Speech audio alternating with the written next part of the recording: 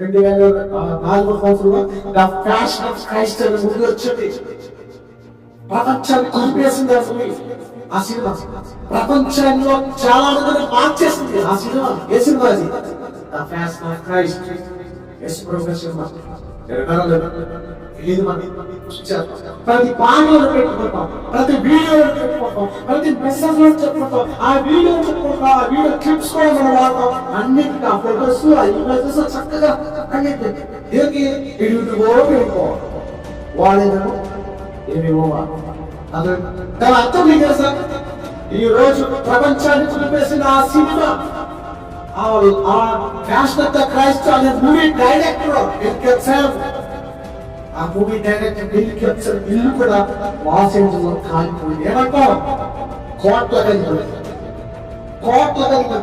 చివరి క్షణంలో యేసు ప్రభు సినిమా చేసిన ఆ సినిమా ముగించాలి, చనిపోతాను అనుకున్నాడు. ఆ సినిమా తీశాడు, హిట్ అయ్యింది.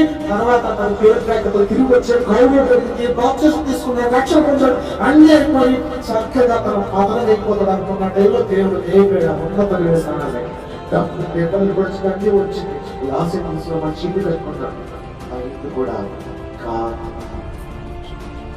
ఏదైతే యేసు ప్రదర్శన చేసిన ఆ టికెట్స్ కూడా ఖాళీ చేతితో వచ్చేసి ప్రియాంక చోప్రా అక్కడ వీళ్ళు ప్రియాంక చోప్రా ఖాళీ చేతితో వచ్చేసి డబ్బు ప్రభుత్వాలు ఆడుకున్నాయి. వాళ్ళు తెర మీద చేసే వేషాలు, నాటకాలు, ఆ గంతులు, ఆ అభిమానులు, ఆ ఫ్యాన్స్ ఇదంతా వాళ్ళు ఆడుకున్నాయి. దేవుడి గొప్ప దేవుడు ధిక్కరిస్తాడు. ఎందుకు ఆ లాస్ ఏంజల్స్ జరుగుతుందంటే ఆ లాస్ ఏంజల్స్ లో Hollywood writers, Hollywood directors, Hollywood సంబంధించిన ఆ తెర మీద తీసుకొచ్చే దృశ్యాన్ని సంబంధించిన మహా పేదవాళ్ళ రాజకీయ నాయకులు కూడా.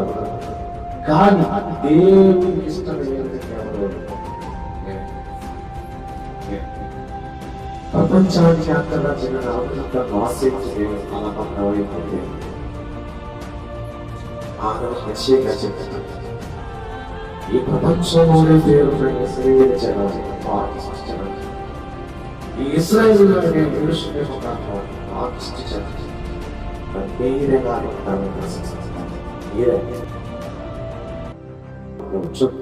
ఆ రోజు సుధమని అలాగే కాచారు. ఆ రోజు జలప్రభు వచ్చినప్పుడు అలాగే రాస్తుంది. ఆ రోజు తర్వాత ఇది యెషయా గారు మాట్లాడుతుంటే ఈ పట్టణాలు ఇలా అయిపోతాయి. ఆ రోజే కాదు, ప్రపంచమే ఇలాగ అయిపోతాయి. ఆత్మలు కూడా ఏమైపోతాయి? కాలిపోతాయి. ఎలా కాలుతాయంటే చూడండి, అట్టి ఆరదు, చావదు. ఇది శ్రమ. ఆ శ్రమ కరగలది, ఆ శ్రమకు ముగింపు లేనిది, దానికి ఇక తులిగేది. అక్కడికి వెళ్ళిన తర్వాత దేవుడికి నీకు సంబంధం ఉండదు, నీ వారికి నా వారికి సంబంధం ఉండదు పిల్లగా.